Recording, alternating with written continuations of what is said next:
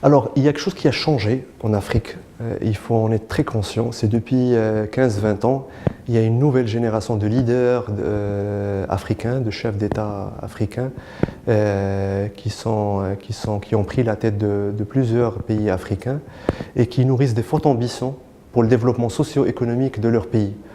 Et cette nouvelle génération va impulser des stratégies économiques, sociales, tout un programme de développement et qui permet de réduire justement les gaps et de combler les déficits, notamment les déficits en termes d'infrastructures sociales, accès à l'eau, accès à l'électricité, un gros problème d'électrification en Afrique.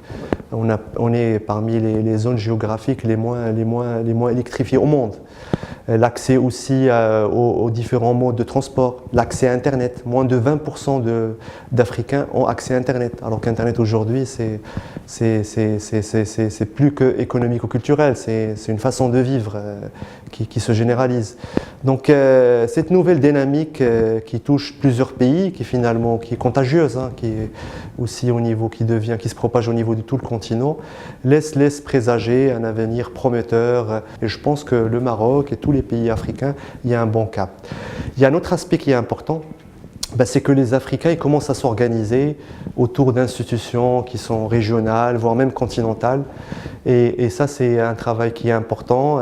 Ça traduit aussi une volonté politique d'harmoniser et de faire converger les points de vue sur les problèmes, sur les solutions. Ça traduit aussi une volonté politique pour résoudre ensemble, autant qu'Africains, les problèmes de l'Afrique. Et Sa Majesté le dit souvent, l'Afrique doit aider l'Afrique.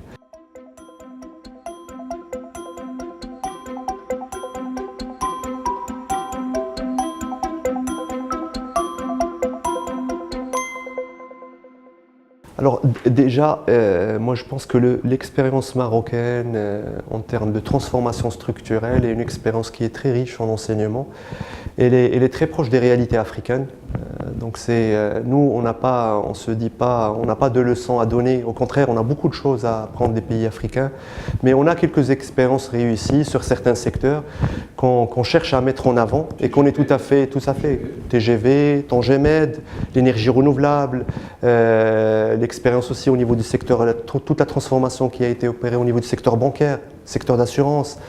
C'est des secteurs sur lesquels il y a eu des réformes structurelles de fond, pas toujours faciles, qui ont permis à ces secteurs de devenir des secteurs innovants au niveau Maroc et qui ont commencé justement à répandre à leur réseau au niveau africain. Alors l'autre aspect qui est important, on parle beaucoup de la Chine, de l'Inde, d'autres pays tout le monde s'intéresse en tout cas à l'Afrique. La vision du Maroc, c'est de dire nous, on n'est pas dans une logique mercantiliste, il y a du terrain pour tout le monde, les problèmes ils sont énormes, ils doivent être résolus d'abord au niveau africain et le Maroc il peut apporter ses expériences et ses outils qu'il a développés et les mettre au service de ces pays frères africains.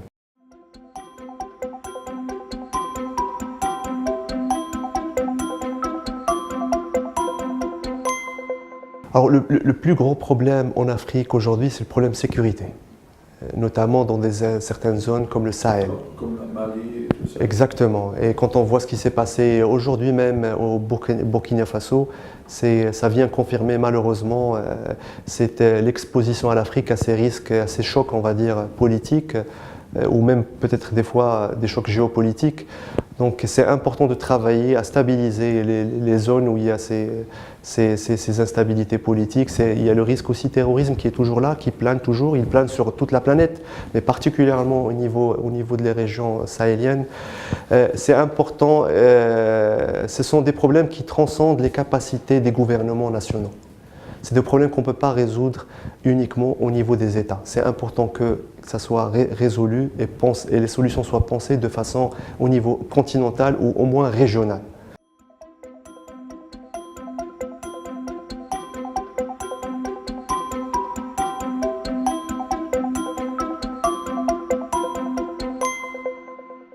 Alors effectivement, l'un des handicaps structurels qui ne permet pas finalement à l'Afrique d'émerger économiquement et de devenir, comme le souhaitent beaucoup de pays et de chefs d'État, de devenir une nouvelle frontière technologique, de développement économique, c'est le problème d'infrastructure.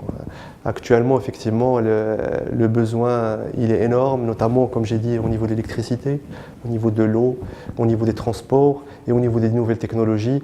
Les besoins estimés par certains organismes internationaux parlent d'un chiffre entre 100 milliards et 120 milliards de dollars par an.